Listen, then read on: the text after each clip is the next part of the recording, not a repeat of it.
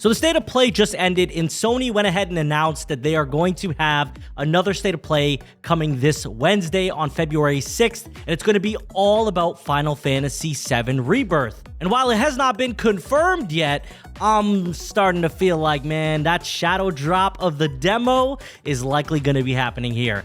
Let's talk about that and some of the stuff that was announced at the State of Play that just happened. Before we jump into all of that, guys, please do me a huge favor. Go down to the like button, slap that like button, make sure it's glowing blue, white, whatever color it is on your end of things, and subscribe if you're new. Share the video as well to keep the community informed. Now, first and foremost, let's talk about that last announcement that came from the State of Play, which was they would have another State of Play on Wednesday, February 6th, and it would center around Final Fantasy VII Rebirth. We know that they are supposed to give us some sort of demo eventually for Final Fantasy VII Rebirth. At least that's what they've told us in interviews. And so it seems as though this would be the perfect location for them to reveal that. I think that we're going to get a look at Final Fantasy VII Rebirth. Obviously, probably our last real look aside from maybe a final trailer. And I could see them announcing by the end of it that, yeah, this game can be downloaded after the State of Play for you guys who can experience it all for yourself. So this is very exciting stuff. I think that there's a lot to be pumped up about. Obviously, no confirmation. But if I was a betting man, I'd tell you right now that this is where they would reveal that, and I do think it could be a shadow drop. So that out of the way, if you guys came here for that Final Fantasy VII Rebirth news, that's it right there, and that's probably the most exciting thing here. But we also have a ton of games that got revealed at the State of Play. This was truly a 10 out of 10 State of Play, a really good one. Starting with Kojima, he revealed quite a bit. So number one, we got a gameplay trailer for Death Stranding 2. It's coming in 2025, and the game looks fantastic. Looks like a huge upgrade from the first one, at least in my opinion. And not only that, he also reveals that he's working on a new IP with Sony that's going to be a tactical espionage type of game. So it seems like Kojima's just like, hey, listen, you guys didn't let me take Metal Gear, you know, the franchise I created. It's okay, I'm just gonna make another one. And of course, he's working in partnership with Sony, and this is probably gonna be a joint IP. I imagine that Sony's gonna own this IP. They're probably funding the majority of it as well. So it's looking very promising. From Kojima Productions, we are getting two major projects, Death Stranding 2 and this new IP.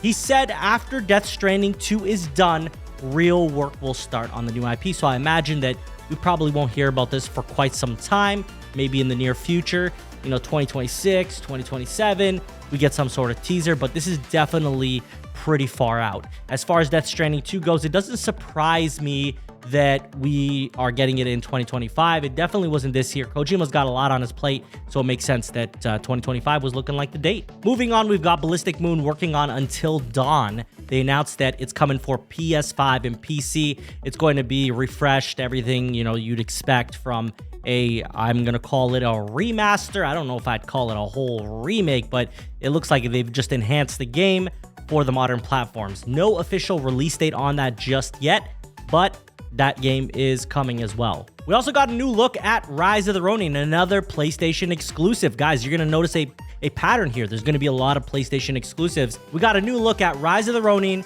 Looks amazing. They went deeper into the gameplay, deeper into the world. We saw some mounting on the horse. We saw some combat. We saw a lot of great stuff with this game. Obviously, it's coming out in March, so you know it's not too far away. It looks good. It looks like a great Team Ninja game, and I think that it's going to have a lot to offer as well. I'm really looking forward to it. This is definitely a game I'm going to be buying. We also got a look at Judas. We got a new trailer there for Ken Levine's game, the creator of BioShock. Game looks phenomenal.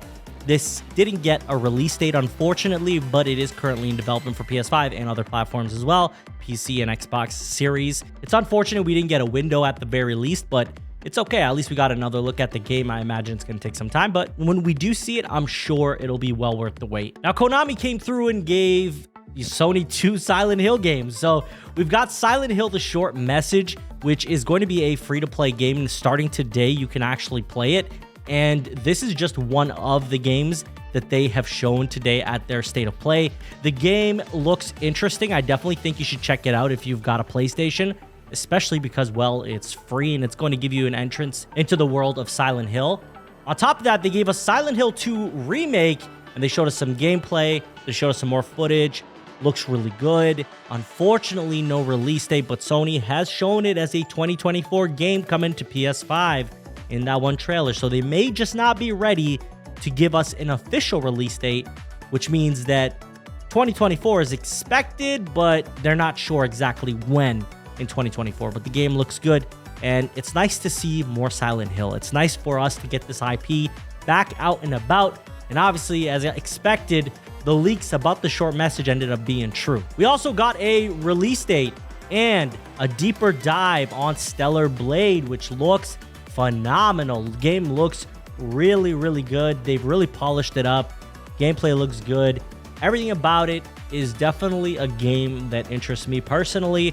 The release date is April 26th, 2024, so that's coming up as well. So PlayStation continues to fill out this year very strongly with third-party exclusive, second-party games, and first-party games.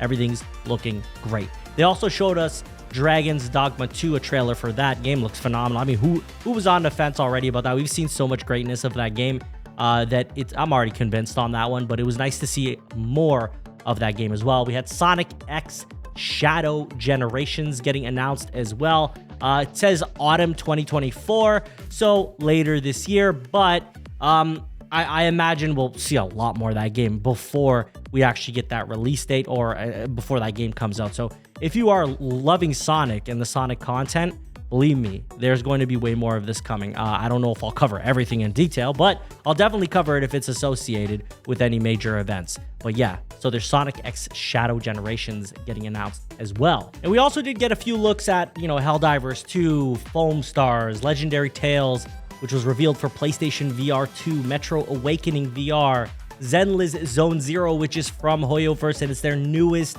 game. We also got Dave the Diver. V-Rising is coming to PlayStation 5 in 2024 as well. There were a lot of smaller announcements, but I did want to cover the major ones that we would all be talking about for the rest of this week. So really exciting stuff. The state of play was fantastic.